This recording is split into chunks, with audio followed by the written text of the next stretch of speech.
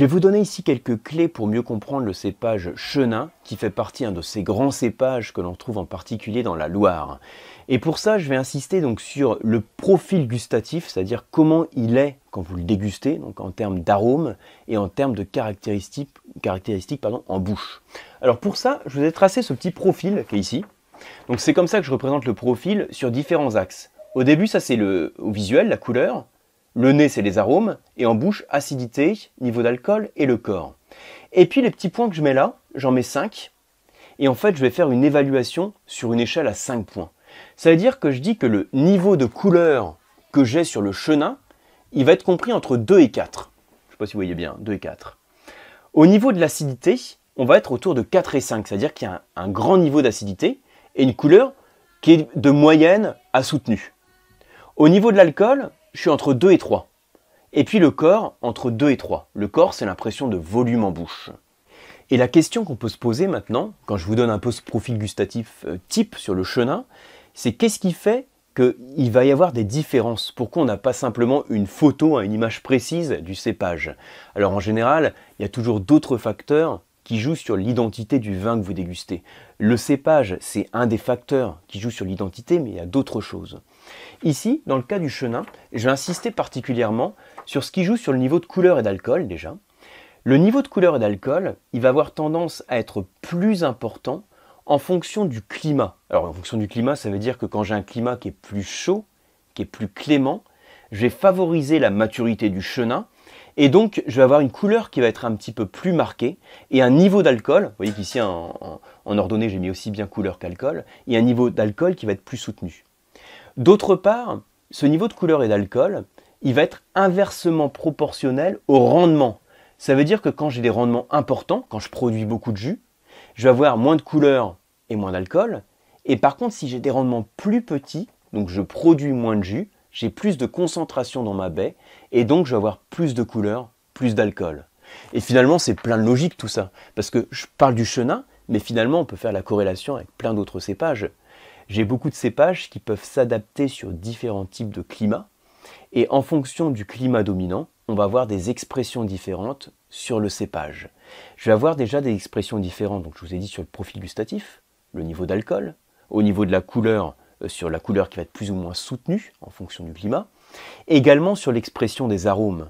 Sous un climat plus frais, mon Chenin va avoir des arômes plus frais, des arômes plus verts, d'agrumes, de citron, voire de citron confit.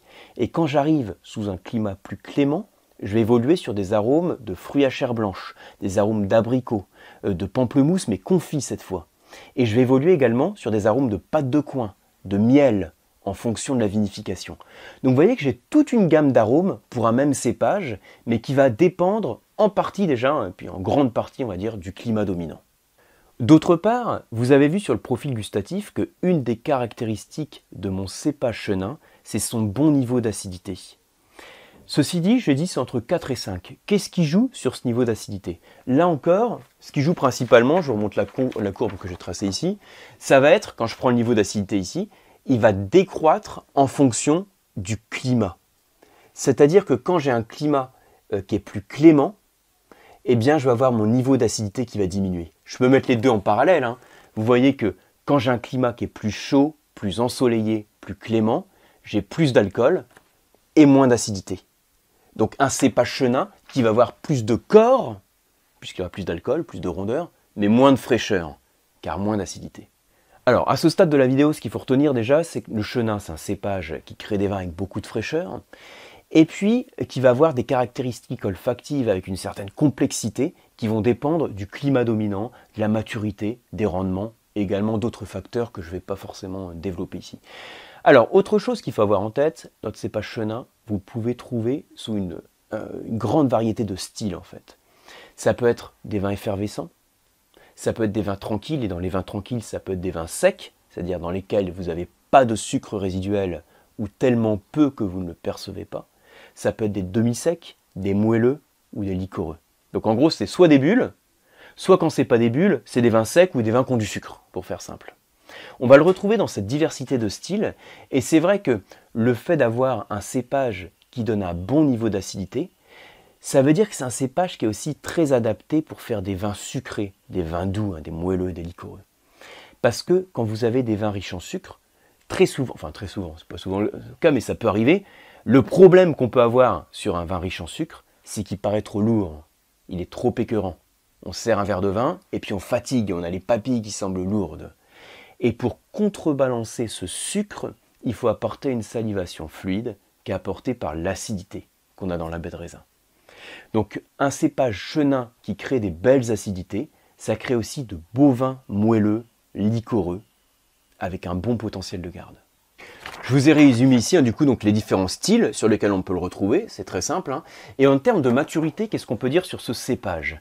C'est un cépage qui est de maturité, alors entre guillemets, assez tardive. Alors là, pour faire simple, ici je veux dire, est-ce qu'il a besoin de assez de soleil, d'ensoleillement pour parvenir à sa maturité, plus que le Sauvignon par exemple, mais qui est de débourrement précoce. Qu'est-ce que ça veut dire ce truc, il est de débourrement précoce? Ça veut dire qu'il débourre tôt. Qu'est-ce que ça veut dire qu'il débourre tôt? Ça veut dire qu'il y a l'apparition du bourgeon qui se fait relativement tôt. Et du coup, si le bourgeon apparaît tôt, qu'est-ce que ça veut dire d'après vous? Eh bien, ça veut dire qu'il va être sensible s'il fait froid suffisamment tôt. Ça veut dire qu'il va être sensible aux gelées de printemps. Ça veut dire que le cépage chenin, ça ne va pas être forcément un cépage continental, mais plus un cépage qui va bénéficier d'une influence océanique ou d'influence de masse d'eau qui vont réguler la température pour éviter les gelées, parce que c'est un cépage à débourrement précoce. Je vais prendre un exemple pour que ce soit plus simple. Le cépage chenin, j'en reparle juste après, mais je vous le dis tout de suite, sa localisation clé en France, c'est la Loire. La Loire, c'est une grande région viticole qui va du Muscadet au centre-Loire avec le Sancerrois. Le cépage chenin, c'est le cépage du cœur de la Loire, Anjou, Saumur, Touraine. Donc on est vraiment dans le cœur de la Loire. Pourquoi on ne va pas le retrouver en Centre-Loire? Parce qu'en Centre-Loire, c'est le cépage clé qu'on va retrouver, c'est le Sauvignon, qui va débourrer plus tardivement. Donc le Sauvignon est plus adapté à un climat continental, il va être moins vulnérable aux gelées de printemps. Ce qui explique que dans la Loire, Anjou, Saumur, Touraine, ça va être le chenin, et quand j'arrive en Centre-Loire, continental, ça va être le Sauvignon. Alors d'autre part, je vous ai dit que c'est un cépage avec une maturité assez tardive, mais c'est un cépage aussi qui craint l'échaudage, c'est-à-dire qu'il a peur des grandes températures, des risques de sécheresse au mois d'août, qui peuvent lui porter préjudice. Donc on va rechercher plutôt les climats tempérés à frais, d'où le climat océanique que l'on a en Anjou-Saumur jusqu'en Touraine. On a encore l'influence océanique et la douceur qu'apportée par l'océan. Sa localisation, donc je viens d'en parler, en France, il faut penser à la Loire. Mais si je regarde au niveau mondial, il faut savoir que 80% du cépage chenin, on le retrouve entre la France et l'Afrique du Sud.